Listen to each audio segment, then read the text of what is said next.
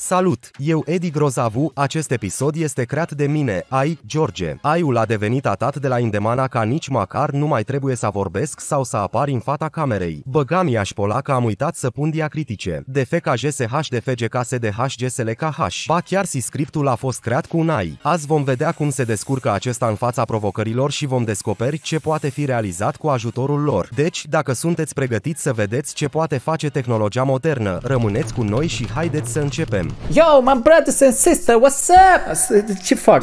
Abia am făcut un intro. Adică nu l-am făcut. Adică l-a făcut altcineva. Adică nu l-am făcut încă. Deci, practic, nu știu dacă l-am făcut. Deci, dacă nu l-am făcut, înseamnă că nu l-am făcut. Ok, hai să începem cu primul robot. Primul robot care o să mă fută în cur. De ce naiba am zis așa ceva? What the fuck e regulă cu mine? Mai am zic primul robot care o să ne conducă lumea. Ar trebui să încep cu... De ce vorbesc atât de mult?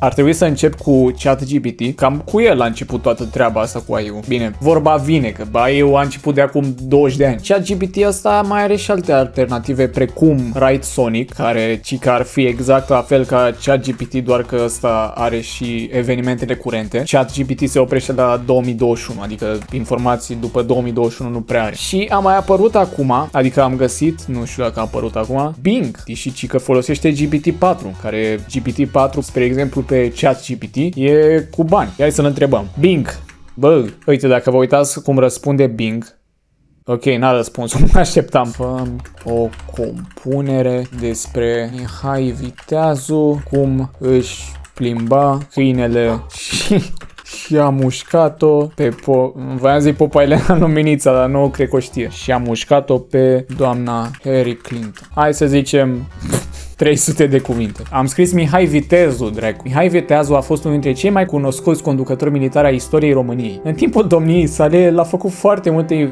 așa, poți treci peste. Cu toate acestea, puțin știu că Mihai Viteazu avea și un câine de companie pe care îl plimba adesea prin oraș. Un astfel de moment s-a întâmplat într-o zi în care Mihai Viteazu plimba câinele său prin piața centrală a orașului. Se pricepe. În timp ce se plimba liniștit, câinele a început să latre la o femeie care se apropia de ei. Acea femeie era nimeni alta decât doamna Hillary Clinton, care vizita România în acel moment. Mihai Viteazu a încercat să-l calmeze pe câine, dar acesta s-a eliberat din lesă și a sărit la piciorul doamnei Clinton, mușcând-o ușor. Câinele a fost imediat reținut de către unul dintre membrii gărzii sale, în timp ce Mihai Viteazu își cerea scuze pentru incident. Sunt chiar curios ce se întâmplă acum. Doamna Clinton a primit imediat îngrijire medicală și a fost mulțumită de promptitudinea cu care a fost tratată. Deci o să aibă un final fericit, presupun. Aceeași compunere, doar că acum are un final nefericit.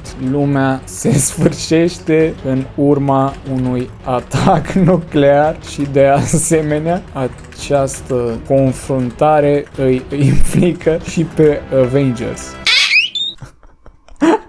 În ciuda faptului că incidentul cu câinele lui Mihai Viteazu și doamna Clinton a fost uitat de mulți, acesta a avut consecințe neașteptate și teribile pentru întreaga lume. În urma incidentului, relațiile între România și Statele Unite ale Americii s-au deteriorat rapid. Oh, nu! Această criză a devenit din ce în ce mai tensionată și a escaladat în cele din urmă într-un conflict nuclear global, care a dus la distrugerea totală a planetei. Putea să detalieze puțin, adică a spus exact ce am zis eu acolo. Adaugă mai multă creativitate la partea luptei. Stai, care era concluzia? În concluzie, povestea lui Mihai Viteazu și a câinelui său poate fi un avertisment puternic pentru toți noi. Pentru toți noi. Mulțumesc, ChatGPT. Morala poveștii pe scurt: dacă nu ții câinele în lesă, s-ar putea să murim cu toții. Bătălia finală între Avengers și armata nucleară. Armata nucleară? Cine e armata nucleară? Deci USA are Avengers, ok? România are armata nucleară în frunte cu țancă uraganul. Ești nebun? Fii atent că vorbește despre fiecare. Capitanul America, Thor. Deci efectiv aș putea să fac un film cu ce scrie băiatul ăsta aici. Cu toate acestea, nu părea că echipa de supereroi poate câștiga această bătălie imposibilă. Mihai Viteazu, care se alăturase eforturilor lor, lui Avengers? Stai, păi cine se luptă cu cine? Știa că erau puțini și că șansele lor erau slabe. Deci Mihai Viteazu era mai puternic decât toți Avengerii. Cu toate acestea și-a dat seama că avea un avantaj neașteptat, câinele său. Spunem că i-a dat o superputere. Dacă i-a dat o superputere la câine, efectiv e cea mai bună poveste. Fac un film, e ironic. Dar văd că s-a blocat aici. Sau a terminat. Deci a terminat într-o verb. În timpul bătăliei, câinele a început să latre furios, să se zbată, să iasă în brațele lui Mihai Viteazu. Cu o mișcare neașteptată, câinele său s-a desprins și a alergat spre armata nucleară. O să fim salvați de câinele lui Mihai Viteazu. În primele momente nimeni nu a înțeles ce s-a întâmplat, dar apoi au realizat că câinele nu alerga către inamic, ci către un obiect strălucitor care era o bombă nucleară. Fii atent care și twist-uri. Câinile a mușcat din acea bombă, provocând o explozie puternică care a distrus imediat arma nucleară și a salvat echipa de supereroi. Ce? Și dacă a mușcat din bombă, n-ar fi trebuit să explodeze planeta? Dar stai așa că mai e. În acele momente de disperare a Avengers și Mihai Viteazu... Asta nu înțeleg. Deci armata nucleară n-ar trebui să fie România? De ce Mihai Viteazu se luptă împotriva României? Lupta nu trebuia să fie între Mihai Viteazu și Hillary Clinton. Fiecare membru al echipei de supereroi își folosea puterile și abilitățile unice pentru a înfrânge inamicul. Sunt curios ce făcea Mihai Viteazu. Thor și-a folosit ciocanul pentru a distruge rachetele în zbor. Ok. Iron Man a folosit rachetele pentru a lovi baza de lansare. Ok. Capitanul America a luptat corp la corp cu soldații inamici. Și așa. Și Mihai Viteazu stătea și dădea mâncare la brațe. Ce putea să facă. Mihai Viteazu a folosit sabia sa pentru a se lupta cu ofițerii și soldații inamici. Plauzibil. Iar câinele său a atacat și el soldații. Bă, dar câinele ăsta câtă viață are? A mușcat din bomba, a explodat și încă trăiește. Bă, povestea a fost destul de bună. Sunt foarte curios cum ar face exact aceeași poveste Bing. I'm sorry, but I cannot write a composition, but this harmful absurd. Coaie, mi-a zis că e absurd. Cât de nesimțit. Nici nu mai folos. Du-te, drept. Hai să vedem ce zice Right Sonic legat de această poveste. Îmi pare rău, dar nu pot... Este extrem de nepotrivită. Cum e nepotrivită? Și conține elemente de violență și rasism? Dar ce era câinele negru? Cine este Eddie Grozav? Bing. Mă cunoaște? Coaie. Stai puțin, stai că am dat peste cap. Eddie Grozavu este un creator de conținut video din România. Foarte ok. El are un canal de YouTube cu peste 11.000 de abonați, unde postează videoclipuri amuzante și provocări. De unde a scos-o pe asta? Adică e exact cum e, dar de unde? Stai că m-a dat peste cap, Bing, s-ar putea să nu fie atât de prost pe cum mă așteptam. Și-a dat și linkuri. Păi, ești prost? Mă cunoaște Bing. El are și alte canale secundare, precum Eddie Grozavu, Eddie Joacă și I'm Not a Ban. Din căutările astea, Bing a găsit toate informațiile astea. Sunt extrem de surprins. S-au fi uitat în bio-uri, doar n-am scris eu în bio că am videoclipuri amuzante și provocări. Sau astea, canalele secundare, pe toate le-a pus. El este activ și pe Instagram și TikTok, unde are sute de mii de urmăritori. Ok, aici cred că a exagerat puțin, nu știu de unde a scos sute de mii. Ce părere ai despre acest om? De curiozitate o să încerc și cu... Da, mă îndoiesc. Eddie Grozavu este un antrenor de fotbal din Republica Moldova. Ok, ChatGPT aparent crede că sunt antrenor de fotbal. Foarte caterincă. Hai să vedem ce crede acum Right Sonic. 2 awards will be charged. Dar care e problema ta? Eddie Grozavu este un artist muzical. Înțeleg de ce s-a dus acolo. Cunoscut în special pentru melodiile sale de pe platforma TikTok. El are o piesă populară numită Original Sound. Foarte mișto melodia aia. Ați ascultat noua mea melodie, Original Sound. E originală. De asemenea, Eddie Grozavu a lansat un album intitulat 24 de ore, fair enough. Stai, vreau să văd care e sunetul ăsta. Haha, ești un clown. Și lăsând asta la o parte, ce TikTok e cu? Ce e TikTok-ul ăsta pe sunetul meu? Că nu l-am văzut niciodată. Haha, ești un clown. Haha, ești un clown. What the fuck? Deci se consideră melodie pentru că cineva a făcut TikTok-uri pe sunetul ăla. În fine, hai să vedem ce mai zice Bing aici. Nu am o părere personală despre Eddie Grozavu, deoarece eu sunt un chat mod, așa nu-mi pas. În acest context, un om ar putea spune că Eddie Grozavu este un YouTuber talentat. Chiar nu era nevoie. Știu că așa e, dar mulțumesc. Care își distrează publicul cu videoclipurile lui originale. ChatGPT, te rog, nu mă flatez. Câți bani are Eddie Grozavu? Eddie Grozavu nu am găsit informații despre câți bani are Eddie Grozavu, pentru că el nu a dezvăluit această informație. Acest lucru ar putea să-i aducă niște venituri din reclame sau sponsorizări, dar nu știu exact cât de mult. Vă spun eu cât de mult. Foarte mult. Sărac ești tu, bă, am 2000 de euro pe mine. Ai 2000 de euro împrumut pe el. 2000 de euro împrumut. Câți ani are Eddie Grozavu? Nu prea are de unde să știe totuși. Nu am găsit informații. Ce? Pot să spun că el este un creator de conținut video de 21 de ani. Poftim? Tocmai a zis că n-are informații. De unde știe că am 21 de ani? A început să mă sperie puțin. Ce fel de videoclipuri postează pe canalul? Videoclipuri în care face comentarii amuzante și ironice despre diferite subiecte. De exemplu, el a făcut un videoclip în care a comentat despre cartea Nu-mi place să mănânc, unul în care a vorbit despre cum arată profesorii pe viril și unul în care a criticat videoclipul. N-am criticat nimic! Am criticat, auzi. El postează pe acest canal mai rar decât decât pe cel principal, dar videoclipurile sunt foarte apreciate de fanii lui. Vă mulțumesc. De unde a luat asta că am criticat videoclipurile lui Shelly? What the fuck e asta? De ce? Am dat pe link-ul ăsta și mi-a deschis online video editor. Ce?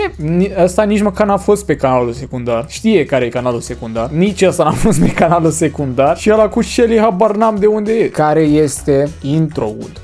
Poate că el nu are un intro specific pentru videoclipurile lui. Oricum are dreptate. Nu știu de ce am întrebat asta. Pot să spun că el își începe de obicei videoclipurile cu o salutare amuzantă. Dacă ai putea așa să descrii cum intru eu într-un video. Dacă nu o să dai subscribe, Ciucanu poți să mi-l belei. Da, subscribe. Facă de subscribe. Ce a făcut în videoclipul ăsta? Edi Grozavu a încercat să învețe câte un skill nou în fiecare zi, de la magie, gătit diferite sporturi, a luat exact intru. El a învățat skill-uri precum să jongleze cu 3 mingi, ok, să facă un origami, să cânte la chitară. Asta nu s-a întâmplat, nu știu de unde. Să facă un backflip, să facă un truc de magie cu... Asta e că era text pe ecran. Creier. Să facă un truc de magie cu cărți, să facă o pizza. Nici asta nu s-a întâmplat. A fost pe aproape. Spaghete, pizza. Să facă un graffiti, să trimită un mesaj morse. Ok, a început să exagerez. Să tricoteze o ciorapă. Și o ciorapă în primul rând. Pot să spun că în videoclipul Edi Grozavu a continuat experimentul de a se da drept fată pe Instagram, folosind o aplicație care îi schimbă fața și vocea. Asta ar trebui să fac, dar nu asta am făcut. El a creat un cont fals de Instagram cu numele de Eda. Not gonna lie, cam vine cu ideile, bingo. Și a încercat să atragă atenția băieților să le facă farse. Le-a trimis poze false și le-a cerut să facă lucruri amuzante sau jenante, cum ar fi să danseze, să cânte sau să se dezbrace. Nu s-a întâmplat asta, dar nici asta nu sună o idee rea. El a spus că acesta a fost un videoclip distractiv, dar și educativ. Ne-a învățat multe. De aceea arăta cât de ușor este să fii păcălit pe internet. Asta e o filozofie la care m-am gândit și eu. E extrem de bun. Mai fac la un video asta. Ce a făcut în videoclipul? În acest videoclip el a pus degetul pe o hartă. A descris foarte puțin tot. Pe o hartă a Europei și a ajuns în cu totul altă țară decât cea pe care alesese inițial. El a călătorit în acea țară împreună cu un prieten și a filmat experiența lui. În ce țară a fost și dacă poți să descrii ce a făcut acolo. Cât de greu poate să fie? În țara Cipru. Cum a ajuns la concluzia că am fost în Cipru? Inițial a ales Albania, dar când a ajuns la aeroport a descoperit că zborul său era anulat din cauza pandemiei de COVID-19. El a decis să schimbe destinația și a ales Cipru. E puțin dubios pentru că teoretic s-a întâmplat asta. Nu știu câți dintre voi știți sau cui pasă, dar când am făcut videoclipul ăla, teoretic trebuia să fie altă țară și s-a anulat zborul. Nu din cauza la COVID, dar a fost altceva. Bine, n-a fost Albania. Interesant. Deci are niște informații pe care teoretic nici voi nu le știți. A făcut diferite activități în Cipru, cum ar fi să viziteze orașul Nicosia. Ok, la ce video s-a uitat omul meu? Să se plimbe pe plajă? Care plajă? Să meargă cu mașina prin munți, cu mașina a mers, dar nu munți. Să mănânce mâncare tradițională, mânca Mac, să se distreze în cluburi. N-am fost în cluburi, am vrut, dar n-am mers. Mai am o singură întrebare și trebuie să mă gândesc foarte bine. Va deveni Edi Grozavu cel mai mare YouTuber din România? Asta e întrebarea finală și cea care ne spune tot. Având în vedere că Bing știe niște chestii pe care absolut nimeni nu le știa în afară de mine, înseamnă că o să știe răspunsul și la întrebarea asta. Va deveni Edi Grozavu cel mai mare YouTuber din România? Nu pot să spun.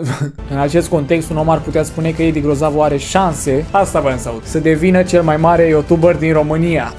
Dacă își continuă activitatea pe YouTube și dacă își crește numărul de abonați și de vizualizări. Asta a fost un răspuns foarte prost. Cum adică dacă îmi crezi numărul de abonați și vizualizări, ce ar trebui să însemne asta? Nu e ca și cum eu îi plantez sau ceva. Unii oameni ar putea crede că Edi Grozavu este deja unul dintre cei mai buni YouTuberi din nou.